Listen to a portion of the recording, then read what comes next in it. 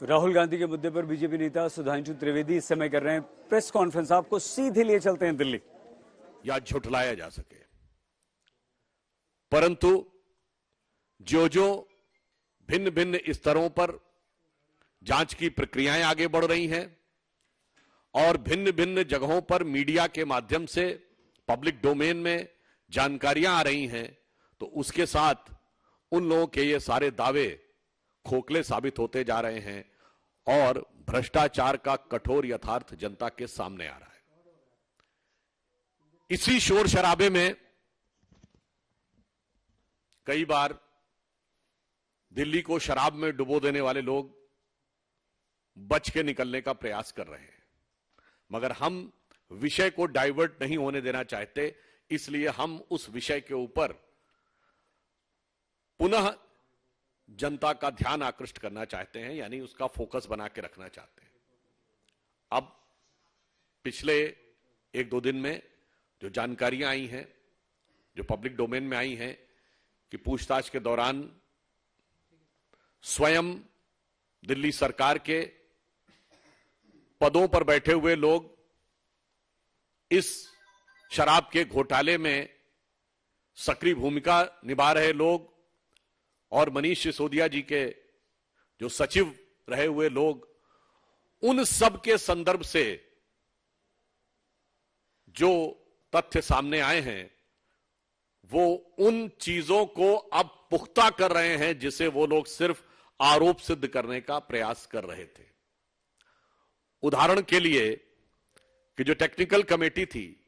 उसने यह संस्तुति की थी कि होलसेल यानी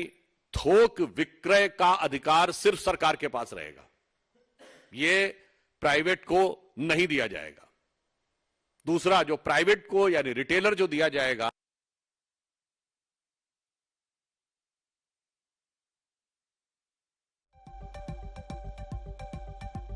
था तो वो प्रकारांतर से सरकार के ही राजस्व में बढ़ना था, परंतु ये तीनों निर्णय बदल दिए गए बगैर किसी वैधानिक प्रक्रिया के। और अब यह समाचार आए हैं कि जब 2021 में मार्च के महीने के मध्य में यह निर्णय बदले गए तो यह निर्णय श्री अरविंद केजरीवाल जी के घर पर हुआ और उसमें दिल्ली सरकार के पूर्व मंत्री सत्येंद्र जैन जी भी उपस्थित थे। यानी अब जिसे वो आरोप कह रहे थे, न सिर्फ वो तथ्यों के साथ पुख्ता होता नजर आ रहा है, बल्कि साथ ही यह भी आ रहा है कि यह सारी की सारी जानकारी मुख्यमंत्री, दिल्ली के मुख्यमंत्री श्री अरविंद केजरीवाल जी की संज्ञान में ही नहीं थी, बल्कि उन्हीं के स्थान पर यह हो रहा था। तो अब किसी भी प्रकार के बचाव का स्कोप आम आदमी पार्टी के लोगों के पास दिखाई नहीं पड़ता है।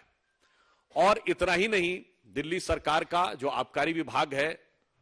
उसने यह नोटिस दिया था कि 200 से अधिक जो लिकर शॉप्स हैं नॉन कन्फर्मिंग एरियाज में, वो इलीगल हैं, गलत हैं और वह कैंसिल हो सकती हैं। परंतु इसके बावजूद नियम कानून को ताक में रखकर वह दोबारा से वो फिर भी अलॉट कर दी गई और यह निर्णय भी उनके सर्वोच्च नेता के संज्ञान से हुआ।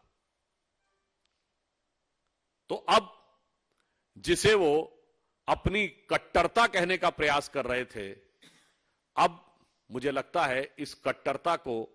जितना भी वो कहने का प्रयास करते रहे, अब सच उनके क्रमशः दांत खट्टे करता हुआ दिखाई पड़ रहा है। और इतना ही नहीं, जो इस विषय में एक मुख्य आरोपी हैं, उसने आम आदमी पार्टी के राज्यसभा में सांसद महोदय संजय सिंह जी के रेफरेंस देते हुए यह कहा है कि उन्होंने भी उनसे बुलाकर कहा और चुनाव के लिए वांछित धन की व्यवस्था करने का आग्रह किया और इसके बदले में उन्होंने कुछ शर्त रखी कि अगर यह नीतिगत निर्णय में परिवर्तन हो जाए तो यह व्यवस्था हो जाएगी। और अब वह तथ्य प्रकाश में आ रहे हैं कि वो परिवर्तन हो भी गया, देन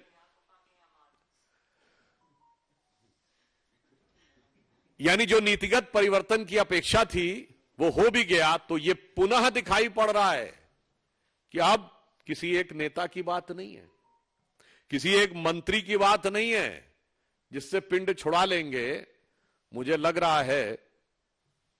कि जो अपने को कट्टर ईमानदार कहते थे वो तो अब झूठों के सरदार नजर आ रहे हैं। अब स्थिति ये है, वो एक सूरदास जी की पंक्ति है ना कि एक हु तो समझाइए आके, कूपही में ही भांग पड़ी है। अगर एक व्यक्ति हो तो उसे, वैसे होली का सीजन तो निकल चुका है, पर ऐसा प्रतीत होता है कि आम आदमी पार्टी उस कुएं का पानी पी रही है जिसमें पूरे कुएं में भांग पड़ी हुई है। तो इसलिए इन्होंने जिस प्रकार से सच को छुपाने और डाइवर्ट करने का प्रयास किया है, मगर हकीकत में जो तथ्य सामने आ रहे हैं उससे इनका असली चेहरा उजागर होता चला जा रहा है और मुखौटा उतरता चला जा रहा है। और मुझे ऐसा लगता है कि 10 वर्ष के इतने कम अंतराल में पूरे भारत की राजनीति में किसी भी राजनीतिक दल के चाल, चिंतन, चेहरे, चरित्र में इतना बड़ा बदलाव नहीं आया होगा या इतना बड़ा अधःपतन नहीं दिखाई पड़ा होगा जितना अपने को नई राजनीति के स्वयंभूत घोषक बनकर, यानी self proclaimed one and only champions of new politics बनकर जो पार्टी आई थी, उसने जितनी नए नए प्रकार के रंग रूप बदलते हुए अपने मूल्यों में परिवर्तन दिखाया है, ऐसा भारत की राजनीति में कभी देखने को नहीं मिला।